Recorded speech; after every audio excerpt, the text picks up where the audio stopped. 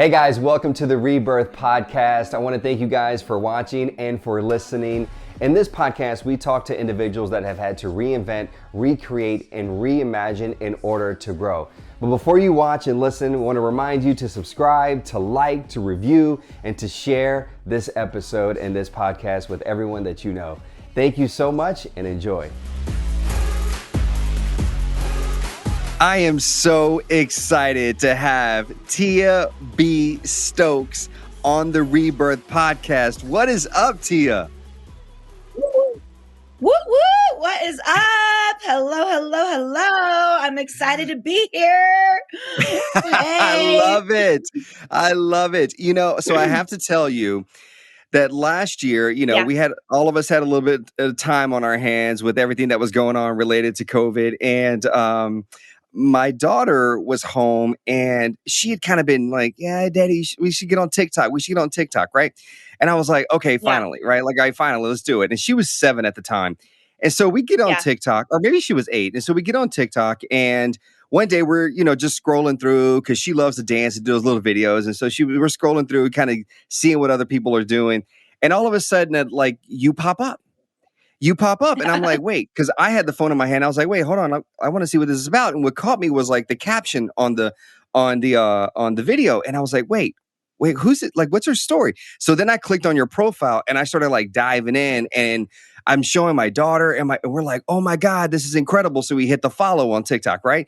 And then all of a sudden we connect with you on Instagram. And then we were on the journey with you as millions of people have been on the journey with you over the last, year of everything that you've been dealing with. And I mean, so when I reached out to you, I was like, oh my God, I know she's got a lot on her plate. I know there's a lot happening right now, but God, I just want to talk to her because T, I'm sure you've heard this from thousands of people, if not millions. I'm sure you're getting embedded with a lot of people sending you feedback, but it's incredible to me that in the midst of all of this adversity that you're going through, you're still doing it. You're still finding time and energy and ways to do something to bring other people joy. Oh, and that is incredible. And that is one of those things that to me is just, it's one of those things that's unexplainable and it's just bigger than us, right? As individuals, there's something else that is in you that forces you to get to that place to say, I can do this. But I want to give for the listener that isn't on TikTok, that doesn't have an 8-year-old that is like, hey, let's get on TikTok. I want to give the listener a little bit of context of, sort of what's been going on with you over the last year and what led us to this position of me wanting to get on a podcast with you. Yeah. So, you know what? It's just, JR, you just got to keep pushing through. You know what I mean? And that's what life's about, is about spreading joy and happiness to others. I always remember that people will never remember the way you look or, what you're wearing, but they'll always remember the way you made them feel, and no matter what you look like, no matter what you're going through, no matter what it is that, that's what life is about bringing joy and happiness and leaving people better than you found them. And when I got diagnosed with cancer a year ago, it was almost over a year ago now, April 24th was my diagnosis date. I was, and I decided that I was going to document my journey. And dance has always been a huge part of my life. I'm a dancer. I own 2 dance studios. I've danced my whole life. And so TikTok was like the easiest way for me to be able to keep moving every single day and to motivate myself. It's couple easy seconds of dancing that I could get up and do. And with it, I thought I could spread a message as well as tell my story, but as well as hopefully bring happiness and hope to others that are going through similar situations or their own opportunities in life. I call them opportunities, not trials, because that's what they are. They're opportunities for us to grow and for us to become better and for us to find ways to be able to magnify our lives and to become more like him, And so when I got diagnosed and in April, I decided that I wanted to document my journey, but I also wanted to spread light and love and show, the realness and the raw of what it's like to go through something like this, but also keep your head up and let others know that you can keep going. Like cancer is not an end all thing. We don't have to think. I feel like, when people get diagnosed with cancer, or when we hear cancer, we automatically think, oh my gosh, she's going to die, and Yeah. I didn't want people to think that about me. I didn't want people, because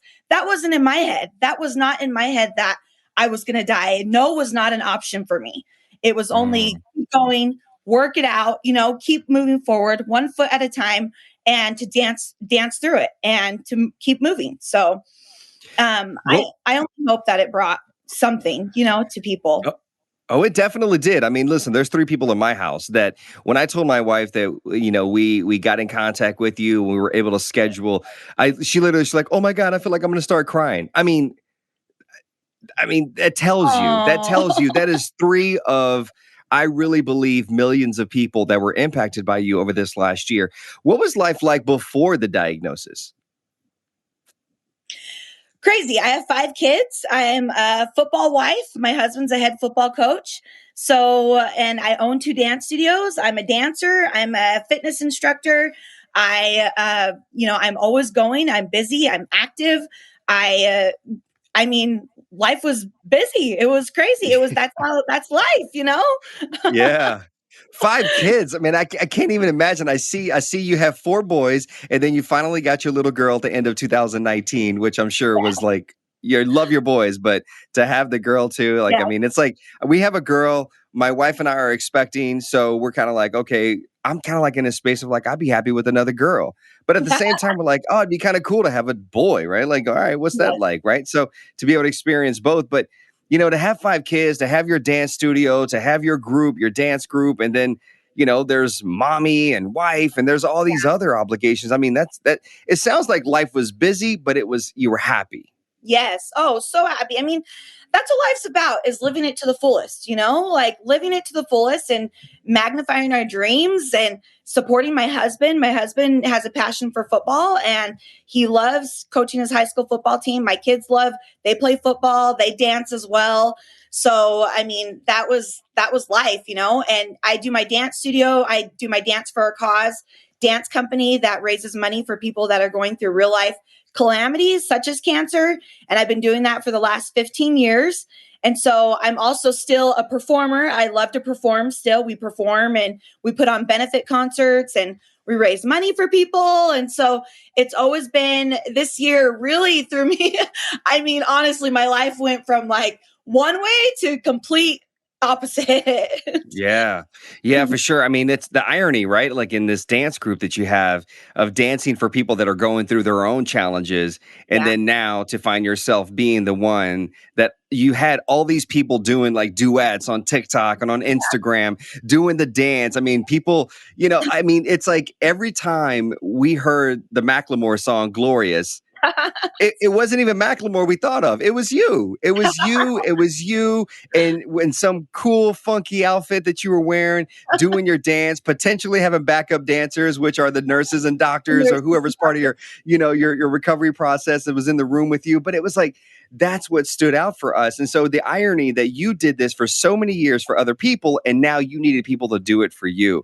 And it Yeah. was this gift that was like this cycle, right? That Oh, you did totally. it, you did it, you did it, and now boom, it's coming back to you and your family. Oh, How did totally. it feel to have such an outpour of love and support because you spent so much of your time doing it for other people? Yeah. Now to be on the receiving end, was there a transition that was difficult for you to receive that love? Yeah, I mean, I have to be honest. Yes. I mean, because like you said, like for the last 15 years, I've been the one that's dancing for people, people that are going through hard times or that are struggling or lost a loved one. Like I've been the one instantly to jump in and dance for them and to raise money or do a fundraiser or something for their family in that time of need. And so you never think it's going to be you, JR, you never think that it's going to be you. And I was the one, like I said before, like I was always going, and always the one that was, doing the next thing and helping the next person. And I never thought that I would be the one diagnosed with cancer. I never thought that I would be the one on this end going through a life-changing event like this. And to be able to experience like the love and the support and was like honestly unimaginable. Like it was really hard at first because Mhm. you're not used to it. You're just like, it's not something that you think that you're going to go through. And so it was really hard at first to be able to see, and you just feel bad. You feel bad like everybody is out there working for you. Everybody's dancing for you. Everybody's, serving you somehow. And I honestly, it's been a huge lesson for me to learn. It's been a huge blessing.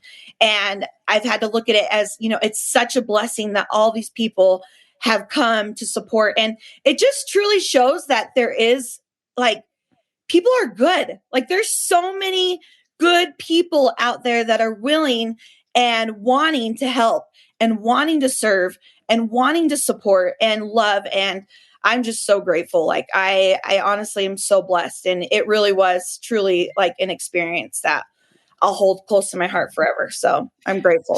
So getting the diagnosis, I mean, you were far along in because you had been, you hadn't been feeling well for a few months. And then finally, when you did the blood work, the doctor suggested it and you get the results back, it was like you had to be admitted immediately to the hospital. Yeah. There's no warm-up period, right? There's no period of like, okay, guys, talk to my husband, let me talk to my kids and make sure we all understand what's going to happen. It was like, it's happening. Yeah. And then everyone has to figure this out.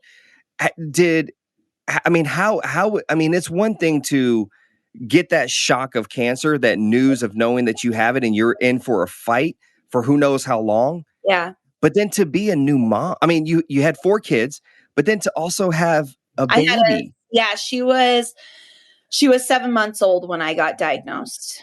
Yeah. So 7 months to be, pulled away from all of your kids, but also the new baby that, like, how is that difficult as well, being away from, I believe, your rocks? Yes, no, truly. And you're right. Like the day I got diagnosed, the doctor actually came to my house and I was sitting on this green couch right here, and he was a family friend doctor. So that was really nice to have him so close. And it was, he came to our house and gave me the diagnosis, and I had to, and some people, you get your diagnosis and they don't start chemo for a couple weeks or a couple days or something like that. But in my case, because it was acute myeloid leukemia, I had to go to the hospital right away. So he was like, pack a bag.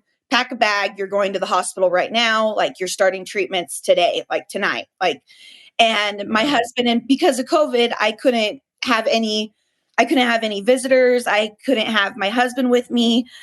So my husband literally drove me to the hospital that day, and I was dropped off and left there for the next month. For the next 31 days, I was there, fighting. And honestly, it was just such an experience, such a crazy experience, because I went from, getting there, I got my port put in right away. I got my... Okay. So we had some technical difficulties. The world attacks. We love technology, but moments like this, we're like, technology. But it's okay. Although her video might have been compromised a little bit, we have her audio. So I encourage you to stay here, listen to the rest of the episode, because you're going to see a little bit more of me reacting to everything she's saying, but you're going to want to listen to everything she's talking about. She's such a joy. Trust me, I really enjoyed this interview. I was so happy that we were able to get her. I know there's a lot going on in her life right now and in her world, but nonetheless, she is living and she is a joy to listen to and to be around. So thank you again for listening to this episode, for listening to this Rebirth podcast. So go back, click, right? Here it comes. Bone marrow biopsy right away. They started chemo right away. Like everything was just like, bam, they hit you right away with everything. And honestly, I don't even think you have time. I didn't even have time to really process it. Like, and maybe that was the good thing of it that kept me more positive and into what I could keep, motivating to keep doing for myself. But is that I didn't have time to think about it. There was think. It was just go. It's time to work. It's time to go. And that was seriously, truly like an experience. And that next month of fighting was just like hard, one of the hardest battles in my life, but honestly incredible to be able to experience that with, my nurses and my doctors, and to be able to rely on my faith and my strength and my Heavenly Father, truly. Yeah. As I watched your journey from afar, I thought to myself, what a blessing. What a blessing it is that that there's social media. So Yes. she, Oh my and God. there's this technology that she can connect with people Yes. versus when I was going through my recovery in the first 3 months I was in the hospital. um there was no technology, right? There was no FaceTime. There was nothing of that nature. And I thought, wow, she has this amazing ability to still connect with her family and her friends, but then the world. But then Yes. I thought, well, on the flip side, I didn't go through it during a pandemic where people couldn't be in the room with me. My mother could be there all day long. I can have friends and people come into the room and visit me. And then I thought, well, there's the disadvantage for her. So Yeah. even though she has this advantage of being able to connect with people and their loved ones, she's also at a disadvantage because she's literally in the hospital by herself, which Yeah. therefore now means the personnel, the medical staff, and I always talk about this. I always talk about comfort zones and boxes, right? We all Yeah. have them. We all have our little circles in our lives where everything happens. But then all of a sudden, when life forces you out of that comfort zone and places you in a brand new space that you're uncomfortable with, in this case, in our case, is the hospital. Yeah. The people that took care of me, and I believe the people that took care of you, allowed that very uncomfortable place to become a comfort zone to the Yes. point where I had to take my daughter to the ER the other day. Nothing major, just, little, she was had little symptoms of, throwing up. So we're like, all right, we got to take her in, just make sure everything's okay. And we're walking through the hospital and my daughter's like looking around and she's like, oh man, this is scary. And I said, this ain't scary. This is home. I said, everybody here makes this home. So don't be worried about anything because people here are incredible and they're heroes and they do such an incredible job. Talk to me about the staff and the bond that you created with those individuals. Yeah, no, I truly believe that. And one thing, I am so grateful for social media because honestly, I never felt like I was alone. I never felt like I was by myself. I had so many people reaching out, so many people DMing me, messaging me, loving, sending loves, duets. I mean, it kept me entertained all day. It was awesome. It was such a beautiful thing. But my staff was incredible. I mean, obviously, you guys see from the TikToks, they were willing to dance with me. I mean, they'd come in my room and I'd be like, hey, let's do a TikTok real fast. Like, let's do a dance. And they're like, okay. They're like, girl, we got rounds we got to do. We got it. And it's funny because I read in an article that you did an interview late last year and you talked about how, 15 minutes a day, you would make it a goal for 15 minutes a day to get up, learn a dance and to do it. And Yeah. I'm thinking to myself, first of all, the amount of strength that it took for you to do that, one, right? To get up and say, I'm going to do that because I'm going to do it for myself, but it also does something for other people. But then I was thinking, girl, like as someone who's done a little bit of dancing myself, 15 minutes to learn a TikTok dance. You know how long it took my wife for us to get her to learn like a couple of the routines on TikTok? It took us like half a day. And I think that's the reality for a lot of people. So you're sitting there talking about like 15 minutes. And I'm like, that's how you know she's a dancer, where she can be like, okay, step, step. Okay, boom, got it. All right, cool. Record. Let's go. Now I just got to work on my timing. But so I'm thinking of like your nurses and staff that come into your Oh, room and and you're I would like, teach them. I hold a dance class in the middle of my dance room. I'd have them all come in. I mean, I have videos of them on my Instagram. I'd pull them in, a couple of my nurses, and I teach them a dance, and like a full dance class in my room all the time. And I had to readjust my room too. I mean, I had to you need rearrange room. the bed. I had to make sure there was room to dance. I mean, I loved Yeah. it. I had to keep, you got to keep going. You got to find those ways to keep moving, to keep going, to keep fighting. But my nurses and my staff were awesome. My doctors were incredible. I mean, that was the cool thing about it, is being able to have that time with them, and they literally become family. Like Yeah. I just got a phone call from one of my nurses yesterday. And I mean, I still keep in contact with my nurses and my doctors. And I was just on a TV show the other day with one of my doctors and we danced on the TV. Oh, that's cool. She was dancing with me, but they all are just, I love that the staff was just more than, they do more than their job. And that is bringing comfort and love and that home, that, like you said, that feeling of home to each patient. And that's what they did for me. And I'm just incredibly grateful for that. And they stepped out of their comfort zones. They could Yeah. have been like, no, we're not doing, nope, sorry, we can't do that. Nope, sorry, but they didn't. Like, they were willing to have fun with me and bring that light and joy into my life during a difficult time. So Yeah, that's beautiful. So I want to quickly touch on and someone in this whole journey that I at least I'm pretty curious about. yeah. And I bring this up specifically because it's as a husband, as a father, as a man. I think sometimes we don't talk about our feelings and our emotions enough, right? And a Uh-huh. lot of people don't necessarily ask, "How are you doing?" Right? And so in this particular case, I'm curious. How was your husband through this whole process? How is he dealing with everything? Because his role immediately shifted too, where he was like the guy now, taking care of 5 kids and probably taking on a little bit more of Yeah. the routine that he had before, and also knowing that he couldn't be there to help protect his wife and comfort his wife, and to see you go through what you're going through. How has he been through this whole process, and how is he finding his ways to cope and deal with everything that has happened? He is incredible. Honestly, my husband is my rock. And I get emotional when I talk about him because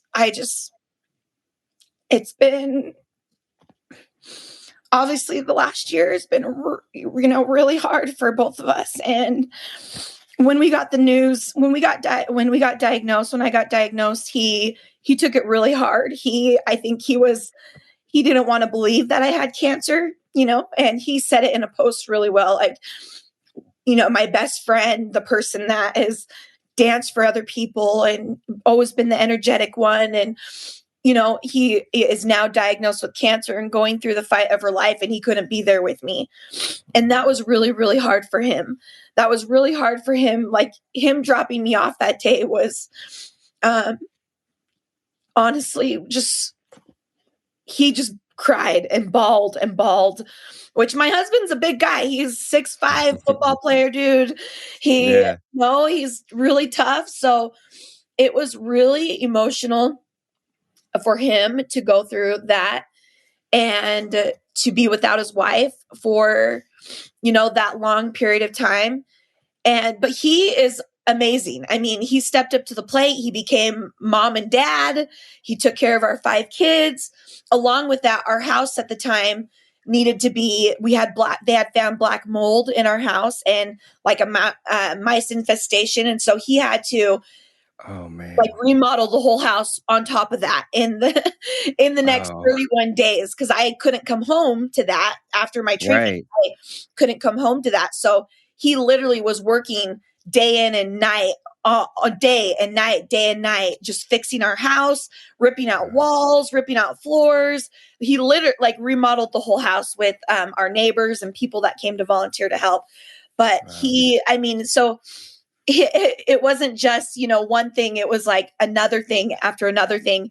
And then after that, like right when I got diagnosed, his dad had a heart attack right after that. So he was just, my poor husband was just going through so many different things. And it was hard because I couldn't be with him. We were apart from each other. But through it all, he has been my rock. He has been the one that has helped me find perspective in all of this. He's the one that helps me see the big picture. He is the one that, honestly, he's the one that keeps me going. He, like, on days when I don't feel motivated, especially like right now, I'm going through this graft versus host and I'm on lots of medications. Like, he is the one that keeps me going. He's the one that motivates me to keep moving and to keep TikToking even on days when I don't feel like it. That might seem silly for, a mom and a wife of 5 kids, but honestly, he has been such a great support and such a rock. And I honestly couldn't have done it without him. Like, as you know, a Yeah. spouse is everything, and their support and his perspective on this whole journey has been such just eye-opening to me. And every day he teaches me something. I love that. I love that. I love that you talked about not only it was difficult for him, but also that he cried. Yeah. right? Like he cried. I mean, I think that's so important for men to have permission to show emotion and to let it out because listen, there are things that hurt us every single day. Oh, It's yeah. just unfortunately, in many cases, the environments that we're raised in don't teach us and don't validate our reasons for crying. So it's great. Yes. I love that you said that because I'm sure that that is one of those things that helps him heal, just like you crying. Yeah. I used to tell people all the time when people ask me about my recovery process, and I said, listen, I'm going to tell you something. Yes, I had to find something to be grateful for. And there was a lot to be grateful for because I knew that the alternative, it could be a lot worse, Yeah. right? What I was going through. But I had to find something to be grateful for. But just because I found something to be grateful for every single day and I was positive for the most part, there were days that were hard. And there Yeah. were days where I just laid in my room and I just cried. And I know that you experienced the same thing. And it was Yeah. like, but when I felt those moments where I wanted to cry, I cried. Like I didn't hold it in. I let it out because that's part of the journey. Yeah. And so many people skip that part, right? Because it's like it's too uncomfortable. It's there's too much that they have to worry about if they show that. Well, crying is healing, I truly believe that. Like it heals us. It helps us to feel. It helps us to feel our emotions. It helps us to get that out. It helps us Yeah. to be able to be on the mend. I mean, I've cried a lot during this journey. I mean, as much as I've been positive and happy, and I've had those days where, man, those tears just come. Especially when I lost my mom at the beginning of my journey. That has been a huge journey in itself. This whole last year is learning how to heal from that, heal from that, and to cry and to let those tears out and um, to be able to miss her. It's okay to miss her, and it's okay to Yeah. going through this fight at the same time. And I think that people need to know that it's okay to not be okay, and it's okay to still feel. It doesn't mean that you're not ungrateful. It doesn't Right. mean that you're not happy. It doesn't mean that you're not a positive person. It's okay to cry, and it's okay to feel. Yeah. I love all of that. I really do. I think that is so important. And that's something you just mentioned right now as well is that, your mom passed away when you were released from the hospital. The day you were released, right? The day you were released coming home, your Yeah. mom passes away in her sleep just unexpectedly. And I Yes. know that you and your mom were incredibly close. Like I think I heard you say at one point, like it's almost like you guys were like sisters, right? Like that's how close you guys were. She was your best friend. I mean, how do you still show up though? Where like the origin of this positivity, Yeah. right? Because I really believe that all of your life prior to the diagnosis, there was something that was preparing you. That there's something that was just embedded in you to say, like, Tia, you're gonna need this. You're gonna need this. You don't know you're gonna need it yet. You're Yeah. gonna need it one day. And then all of a sudden, for you to just you and your family to be able to take a lot of these punches that were given to you. I mean, I know it was challenging, but I mean, talk about that grieving process of now coming home, which was kind of bittersweet, right? Yeah. And learning that your mother passed away. Yeah. So it was a good day. That day I was excited to go home. Obviously, I called my mom that morning because I used to call my mom every single morning she'd give me a scripture every morning to start my day.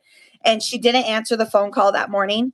And so I just thought, oh, she's probably in the shower. She'll call me back. She didn't end up calling me back. So when my husband came and picked me up, which was a blessing because I'm grateful that I got the news when my husband was able to be in the hospital with me because I hadn't seen him, I would have been by myself. Right. And when I got the news that my mom had passed, my husband had just walked into my room and just had barely came to get me, and I was getting discharged that day. And so I was excited to go home, and then boom, I got hit with that news from that my mom had passed away. And honestly, one of the hardest things, you never just thinking about losing your parents is hard, like when one day they're going to be gone, but actually having both your parents gone and losing your best friend, so hard. But my parents have been such an instrument in my positive thinking. My dad was I ran marathons growing up, And my dad, I ran my first marathon with my dad, and he was the one that was always like, let's go, let's do this. Come on, you can do this. You can do hard things. Let's go. And I remember I was 13 years old, and I did not, like, I said I wanted to run a marathon, but I didn't really want to run a marathon. I didn't really want to run a marathon. Oh, I can relate to that. And my dad held me accountable for that. He's like, nope, you opened your mouth, you're going to run this marathon. So my dad, it's one of those moments where you wish you forgot. Like, can you just forget what I said? Like, just forget. I wish you had memory loss at this very moment. No, exactly. So my dad held me accountable. And so he took me running. And honestly, I truly believe when I was younger, my parents, because my mom would go with us on these runs, and she would drive her van and wait for us with water and, every couple miles and stuff. And she would, come on, Tia, you can do this. You got this. You're amazing. And they would give me those positive affirmations, when I was younger.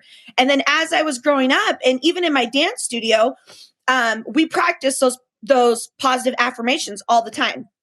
I do it with my dance kids. I do it with my fitness ladies. I make them say things like, I am amazing. I am beautiful. We got this. But I honestly feel like it prepared me for this journey. So when I was ready to go, when I got diagnosed, the day I got diagnosed, my mindset was like, let's go to work.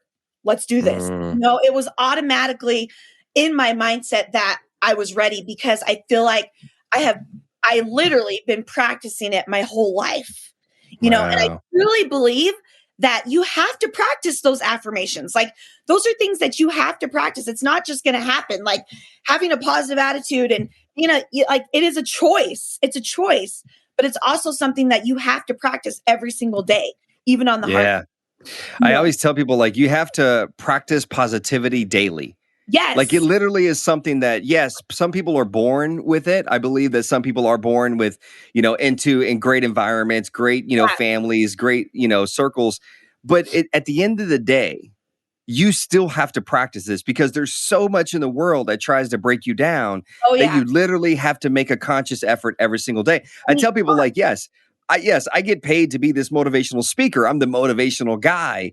And I just know that early on, people would say something positive. And I'm like, it's not how it works, right? Like, like, I'm just not like beaming and gleaming with positivity. Listen, every day I have to find something. Every day I have to dig down a little deeper, because maybe I'm exhausted, maybe mentally, emotionally, maybe something's weighing on me. Maybe something's bothering me. I don't know. But you literally have to practice positivity every single day. Yes. And so I love what you talk about your parents, instilling that in you, because, our daughter now is 9, and since she was like, I don't know, 4 years old, we've introduced her to a lot of the community I work with, whether they're veterans, burn survivors, people that have, are going through different challenges in life, whether it's physical, you can see the wound or scar, or not. And so she's really hyper aware. And people ask me, why do you do that? Why is it so important for you to do that? And I said, listen, this probably isn't the most positive way to think about things. But for me, I want to introduce my daughter, for one, so that way when she becomes an adult and she interacts with people that are going through their own challenges, there's no warm-up period. She can just see them for who they are, right? We can get past the person's in a wheelchair. We can get past the fact that someone is whatever it is, has autism or whatever. We can get past that and just focus on the person, right? Versus everyone else is still trying to figure out, how do we interact? She can be ahead of the game. And two, because life is life and we don't know. I always think about, God forbid something happened to my wife, to me. God forbid something happened to my daughter when she's older. Yeah. I want her to have so many examples that she can, because other people have been able to do it. And you're one of those, right? You're one of those examples. It's why it's so important for me to show my daughter, look at Tia, look at what she did today. Look at what she posted today when she gets home from school, because you're one of the examples I want her to look at. Whatever happens in her life, that she's like, man, I remember Tia did this. I remember these other people did this. I can do hard things, just like you said. And so it's so important for parents to instill that in their children at an early age. And so when So that way, when you get diagnosed, you're like, let's go. I Let's got go. this. Yes, I'm not going anywhere. I'm just going on a little vacation for 31 days. Maybe not the vacation I would like. It's not on TripAdvisor, exactly. but let's go. Let's go. Right. And Yep. I love that. I love that your parents played such a big role because they're still with you, right? Oh, They're totally. still with Oh, you. totally. Well, the day I got diagnosed, my dad, and it was before I got the news that I was diagnosed, but I had to go get more blood work done because they weren't sure. They were thinking it was leukemia. And I remember I was sitting in my car waiting for my husband. He ran into the store, and my dad, I could hear him clear as day. And he said, "Let's go. We got this." And that's where I say that we got this. Like I put that in all my posts and stuff because that was my dad. My dad, clear as day, still from the other side going, "Let's go. We got this." And I in his love that. voice, and that's been my mentality, I think, this whole journey. And I've had people ask me like, "Weren't you scared you were going to die?" And on our drive to the hospital, I had one thought of, what if I don't make it? And I said that to my husband. My husband's like, "Tia, you're a bad A mother trucker. You're going to make it." And that was it. That was the last thought I had of that, and from then on, I was like, yeah, you know what? I am a bad A mother trucker. I got this. Like, Hmm.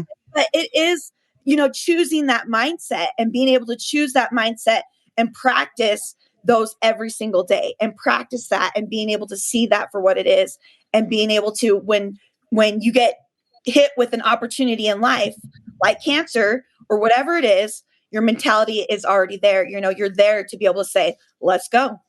Right. And what I love is that also, well, I don't love this. What I love, I'm just like inspired by your whole journey, because it's still a journey. And I just think about, not only did you have the diagnosis, not only were you away for 31 days, not only did you learn of your mother's passing, but then you come home and then unfortunately you get COVID, now you test positive for COVID, which Yeah. is scary, for someone whose immune system is incredibly compromised. And so Yeah. now you have this other, I mean, fighting COVID is scary when your immune system is okay, right? But then Yeah. when it's compromised, like that's even scarier. And then here you go right back to the hospital because of course you have to be isolated and be monitored and everything else. And yet you still kept doing all of this and showing up in that way, which is incredibly beautiful. But I want to transition a little bit because now,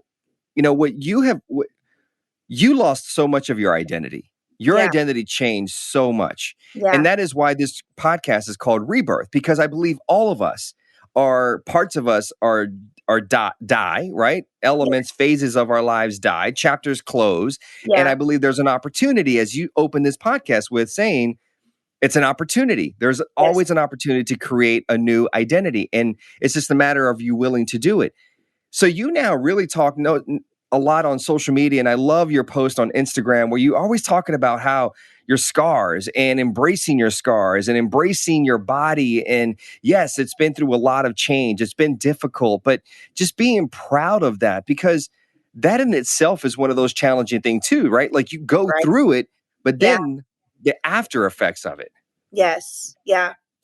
No, totally. I feel like I went through that COVID experience and that was scary because I had no immune system. It was zero point 0.0 at the time.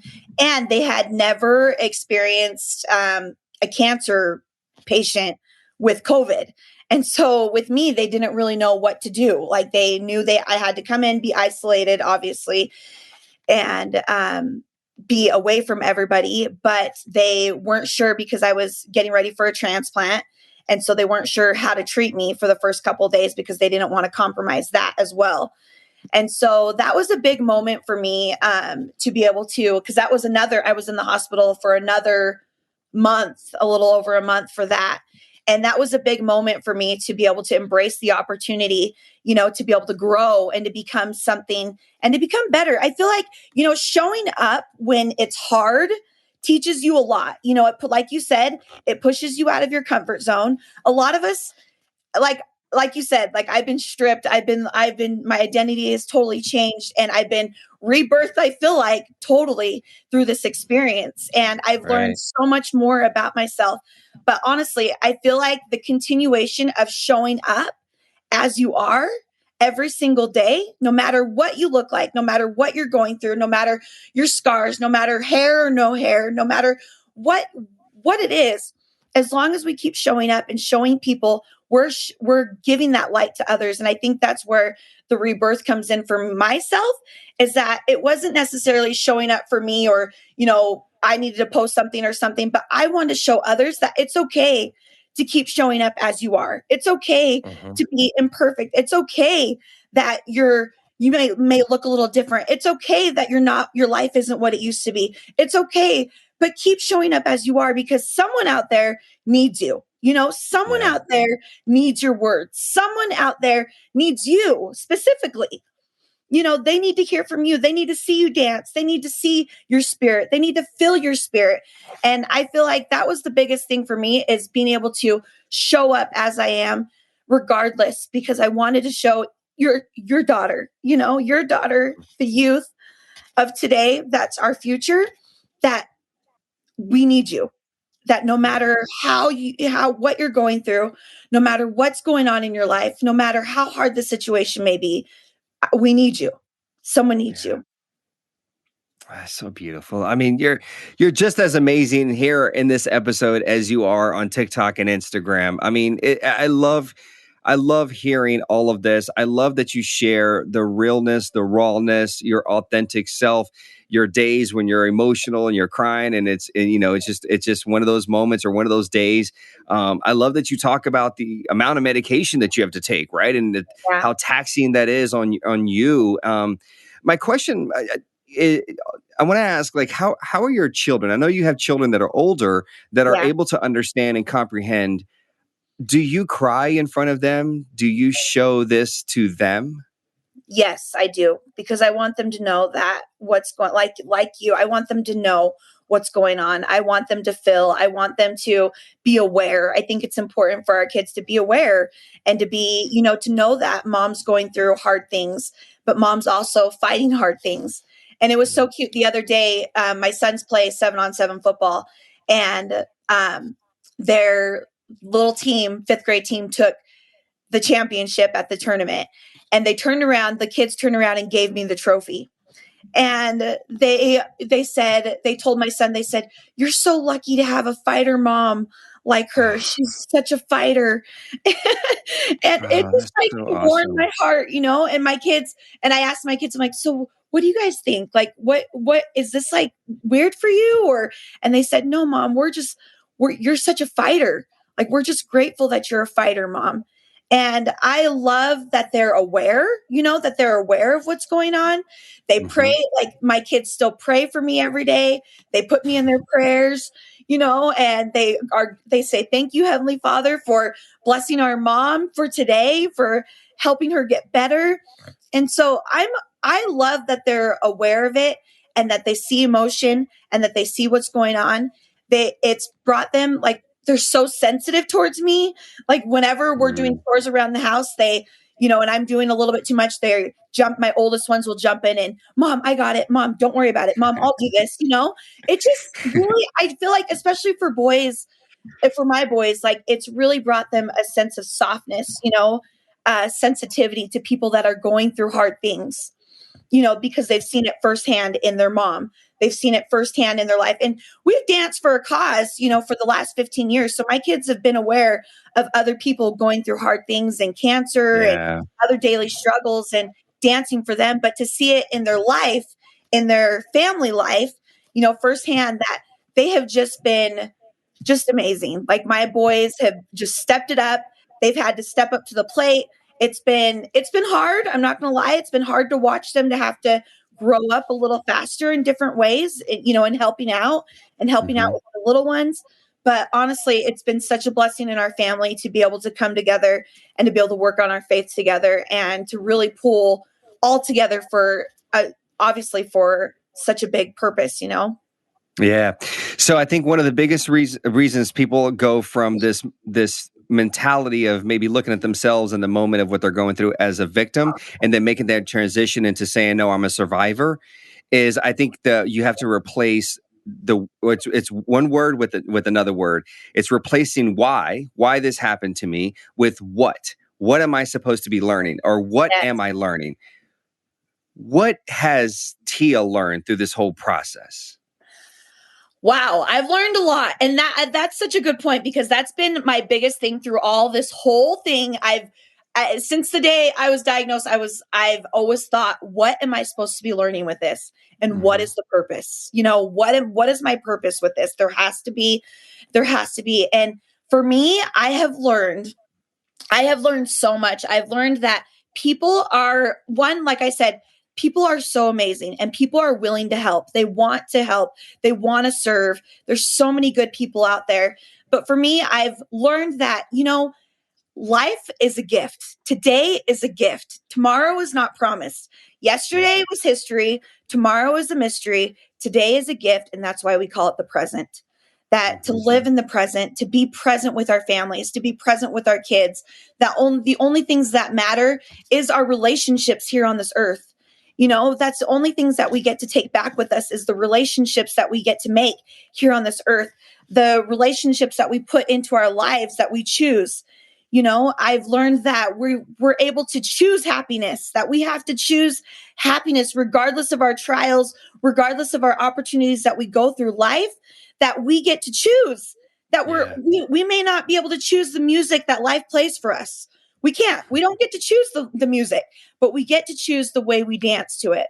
We get to choose if we get to dance funky, or if we're going to slow jam, or if we're going to, slow dance, or whatever it is. Like, we get to choose the way that we approach life, and we get to be able to handle life situations. And from the beginning, I've always said, I'm either going to have happy cancer or I'm going to have miserable cancer. Either way, I'm going to have cancer. The situation doesn't change, right? Right. Yeah. It doesn't change, but I still am here. I'm alive. I'm here. So I'm going to choose to be happy. I'm going to choose to dance through it. I'm going to choose to be able to spread joy however I can. And I feel like that's been the biggest lesson for me, is even daily, still as I'm healing and as I'm getting better, is being able to choose that happiness and choose the way that I dance through life, So if there was the one thing, normally we ask the guest, what's the one thing you would want to say to somebody out there listening, or to your younger self? I'm assuming that's probably it, right? Yes. Yeah, I'm assuming that's it. It's like, how do you follow that up? I mean, you literally just gave an incredible, just motivational speech right there. Tia, I think there's so much that we can unpack and we can go into, but I'm just, I think right now, I'm so happy for you. I'm so happy for your family. I know it's been challenging, but I'm so happy that you guys have now been able to receive the very thing that you guys always gave to other people, which is love and support. And for your family now to have experienced that over this last year, just so much love. I mean, for God's sakes, I saw Macklemore sent you a shout out video and was talking about yo, I'm so happy my music, you found something in my music or whatever. I bet you his song Glorious, as great as it is, I bet you, if you look at the charts when that song came out, it was probably here. But then Tia B started dancing to that song, and everybody started doing duets and started posting. And I guarantee you his song just continued to climb those charts. So listen, Macklemore, you gotta cut Tia B some of those. You gotta give her a cut. I'm just saying, because I'm sure you helped them drive those sales. But Tia, just thank you so much for your willingness to come on the Rebirth podcast and just rap with me and just share your beautiful life. It is beautiful. Yes, there's been some bumps, but you, as you posted on Instagram the other day, you are the storm.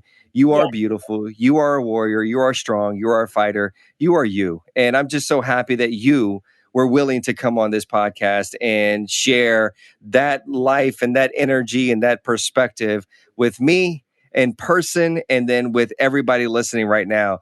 So I leave you with this. Where can everybody, for those people that didn't know Tia B before, for those people that don't follow you yet, where can they find you? Where can they connect with you? Where can they learn about everything that Tia B has going on right now? Yes. Well, thank you for having me, JR. Seriously, it's such a blessing and such a privilege to be able to meet with you and hang out with you. First of all, I'm so grateful for this experience. I appreciate it. Yeah, thank They you. can find me on Instagram at the Tia B Stokes or TikTok at the Tia B Stokes on both. And then my YouTube channel, Tia B Mela is Stokes on YouTube. So every night I go live. I still update my life. I still document my journey. I'm still on there. So, but yeah, I'm just so grateful for everybody and all the love and the support. It really means a lot. Well, I can't wait for the day that when I'm in Utah, that maybe I'm close, to your neck of the woods, and we can actually link up and actually maybe do Yes. like a little. You Do a can teach me TikTok. a TikTok dance. Yes. Let's But we're do gonna it. need more than 15 minutes because even though I was on Dancing with the Stars, let me tell you something. I didn't learn those routines in 15 minutes. It took Karina a long time to teach me those routines. So trust me, you might have to be patient with me, All just right. like I you were got with the you. hospital staff. I got you, JR. Don't you But I worry. can do the positive affirmation stuff. I'm good with that. So we can Yes. do Let's do that in it. between. All right, Yes. love. Thank you so much. Many blessings to you and your family. And I wish nothing but happiness and joy and just continued blessings to you and everybody in your circle. And just thank you again for just being that incredible example, that light to so many people that need it, not just the youth, but everybody at every stage of life who oddly enough, all of us have been affected in the last year. All of us are going through rebirth. All of us are dealing Yes. with change. And so you have been one of those, highlights of the year to be able to say, hey, listen, it's okay. Doesn't have to be scary, right? It doesn't have to be. It's all how we embrace and how much we're Let's willing to go. actually change Let's do ourselves. it. So Yeah. let's go. Let's go. All right, Tia B. Thank you so much, Love sweetheart. you. Take care. Thank you, JR. Love you. So, we had some technical difficulties. You know it. But I thank you for sticking with the episode because we still had our audio.